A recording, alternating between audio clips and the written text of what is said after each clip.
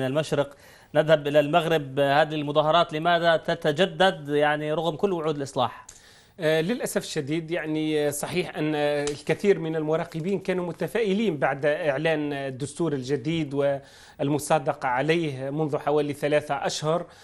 ثم خطابات أطلقت من القصر تتحدث عن التمشي الإصلاحي الجاد، ولكن هذه الوعود يبدو أنها تبخرت مع مرور الوقت، ولم تمضي المغرب في إصلاحات حقيقية وجادة، ولا أيضا تمهد لهذه الانتخابات المتوقعة في 25 نوفمبر بقوانين حقيقية وجادة يمكن أن تحمي من التزوير وتجنب التلاعب بالانتخابات مثلما كان المغرب يعرفها على مدى العقود الماضية. ولذلك بدأت هنالك تصاعد. أولا أعلنت بعض القوى السياسية مقاطعتها لهذه الانتخابات، جماعة العدل والإحسان وهي من كبرى الفصائل السياسية في البلاد أعلنت مقاطعتها للانتخابات. كذلك هنالك بعض القوى اليسارية أعلنت مقاطعتها للانتخابات، وحتى مثلا حزب العدالة والتنمية ذو الخلفية الإسلامية معروف بأنه كان يعطي مصداقية لهذه الانتخابات بالمشاركة فيها الإيجابية مهما كانت التحفظات حولها، اليوم يبدي تحفظ وتخوف، وانتقد حتى القوانين التي صدرت لتنظيم هذه الانتخابات، لأنه يتوقع أنها يعتبر فيها أنها قوانين لا يمكن أن تحمي المسار الديمقراطي، ولا يمكن أن يخاض بها انتخابات بدون حصول تزوير حقيقي وجدي فيها. طب دعنا نسمع من عبد الله الخنوس، ناشط في حركة 20 فبراير في المغرب. أستاذ عبد الله مساء الخير. لماذا خرجت الحركة مرة أخرى بهذه المظاهرات رغم الحديث أنه في انتخابات قريبة يمكن أن تسهم في الإصلاح؟ الاسم عبد الغني الخنوس. عبد الغني، عفوا، أول خطأ من عندي، عبد الغني.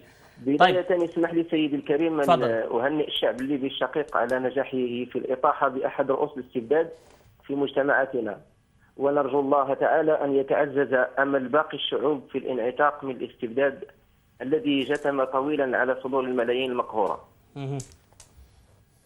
أود في البداية كذلك أن أعرف حركة 20 فبراير. هي معروفة أستاذ عبد الغني، 20 فبراير معروفة لدى كل المشاهدين والمستمعين. اليوم نتحدث أنه في صدامات ووتيرة أعنف في تصدي قوات الشرطة. لماذا هذا التصعيد قبل الانتخابات؟ هذا ما نريد أن نعرفه.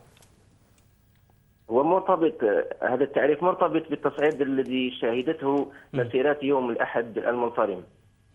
لقد دخل الحراك المغربي شهره الثامن مصرا على مطالب عادلة وممكنة، لكن الحاكمون في هذا البلد صموا آذانهم عن كل النداءات المتكررة بوقف الالتفاف على التلبية الحقيقية لمطالبنا العادلة والمشروعة. لقد تعرضت الحركة منذ 20 فبراير إلى يوم الأحد المنصرم بمختلف أساليب القمع والاعتقال والبلطجة، حيث تجاوز شهداء الحركة 8 شهداء وعشرات المعتقلين ومئات المقموعين. طيب. يوم الأحد المنصرم كانت هناك مجموعة من المسيرات تكريما وتحية للشهداء حركة 20 فبراير ودعما للمطالب العادلة والمشروعة، حيث خرجت أكثر من 40 مدينة وقرية منادية بإسقاط الفساد والاستبداد، فوجهت بالقمع والبلطجة. ففي مدينة الرباط مثلا خلف التدخل القمعي أزيد من 20 مصاب، من بينهم 3 نساء، كما عرفت باقي المسيرات محاصرة من قبل قوات القمع المخزاني، إضافة إلى تجنيد ما يسمى عندنا في المغرب الشماكرية للاعتداء على شباب الحركة. الشماكرية هم الشماكرية عندكم في المغرب هم البلطجية أو الشبيحة في سوريا أو غيره. أود أن أسألك أستاذ عبد الغني بشكل مباشر، البعض يقول أنه 20 فبراير هي مرتبطة ببعض الأحزاب السياسية التي قاطعت الانتخابات، وأنكم واجهة فقط لتنفيذ أجندة هذه الأحزاب. إلى أي مدى يبدو هذا الكلام صحيحا، وكيف ترد عليه؟ أرد على هذا الكلام بأن حركة 20 فبراير هي طيف اجتماعي واسع يضم مختلف مكونات الشعب المغربي، وهي حركة تكتسب زخما يوما بعد يوم، مطالبة بالحرية والكرامة والعدالة الاجتماعية، تطالب بتغيير جذري عبر دستور ديمقراطي تقترحه لجنة منتخبة يحقق فصل السلط ويقر التداول على الحكم ويربط السلطة بالمحاسبة. أما ما يقال ويشاع فهو فقط جملة من ما تتعرض له الحركة من تشويه وتأتيم إعلامي خطير ومناورات تهدف المراهنة على الزمن قصد الخروج من المأزق الحالي، دون أن يقدم النظام أي تنازلات حقيقية في اتجاه تغيير ديمقراطي يضع حدا للمرحلة السوداء لهذا البلد ويؤسس لدولة عادلة تكون فيها الكلمة الأولى والأخيرة للشعب. طيب، ابقى أستاذ عبد الغني معنا لو سمحت. أستاذ جلال، يعني باعتقادك لماذا أخفقت الإصلاحات في المغرب من يعني أنها توقف هذه الاحتجاجات في الشارع؟ نعم، هذا مفهوم، يعني لأنه هنالك قوى يعني لها مصالح ولها ارتباطات بالقصر في الحقيقة تحاول أن تفرمل وتعمل على عرقلة هذه التوجه إلى الإصلاحات والانتقال إلى مرحلة جديدة، وهذا للأسف الشديد لعله يعني يضع نقطة استفهام حول مدى أهمية الإصلاحات في مرحلة ثورية يشهدها العالم العربي. نحن الحقيقة استبشرنا في البداية وقلنا أن المغرب قد ينقذ نفسه بإصلاحات حقيقية وجادة وبإعلان دستور، ولكن رغم ذلك يبدو أن الالتفاف على عملية الإصلاح يعني لا تزال تبقي المغرب في حالة من يراوح مكانه ولا يطلق عملية الانتقال الديمقراطي بشكل جدي،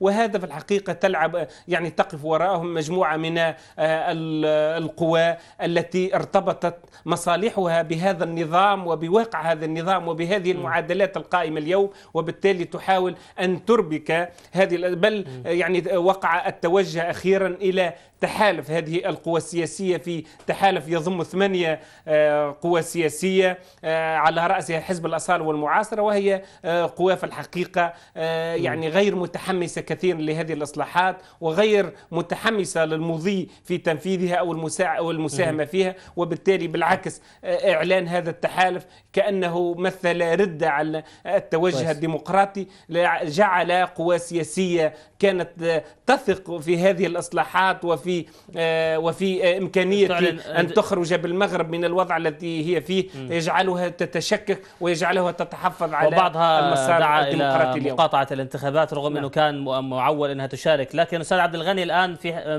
ما وإن أجريت هذه الانتخابات وأصرت السلطة على إجراء الانتخابات، كيف سيكون رد فعل الشباب في الشارع وحركة 20 فبراير؟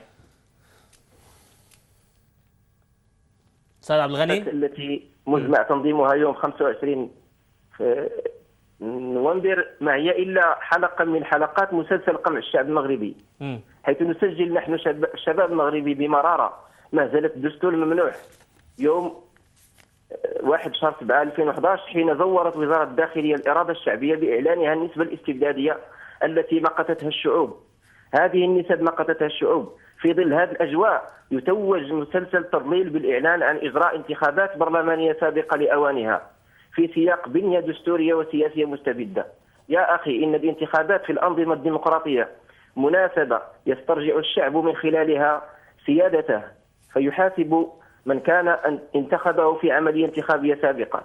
إنها تجسيد لإرادة الشعب، عكس ما هو في البلدان العربية حيث نشهد انتخابات مزورة. نحن نعي جيدا بأنها مزورة وستكون مزورة. والانتخابات الآن في ظل الأجواء التي الآن يشهدها المغرب أجواء مشحونة. وزارة الداخلية ما زالت مستمرة في تزويرها. طيب أستاذ عبد الغني، يعني أخيرا، أنت الآن تعتقد باستمرار حراك الشارع أنه هذا يعكس رفض فشل للإصلاحات الملكية والتعديلات اللي أقرها الملك؟ ما يشهده الشارع المغربي اليوم من حراك اجتماعي في شتى القطاعات هو يبين بالملموس بأن الشعب المغربي يقاطع هذه المهزلة ويقاطع كل أساليب النظام المغربي، لأنه مل من هذه الأساليب. هو يريد إرادة شعبية، يريد أن يكون والذي يختار من يحكمه ويحاسبه. نريد إرادة شعبية. الشباب يريد إرادة شعبية، يريد مغربا آخر، مغرب العدالة والكرامة والحرية. شكرا جزيلا لك أستاذ عبد الغني الخنوس، الناشط في حركة 20 فبراير، حدثنا من الرباط. شكرا جزيلا لك. أستاذ جلال، ربما يربط يعني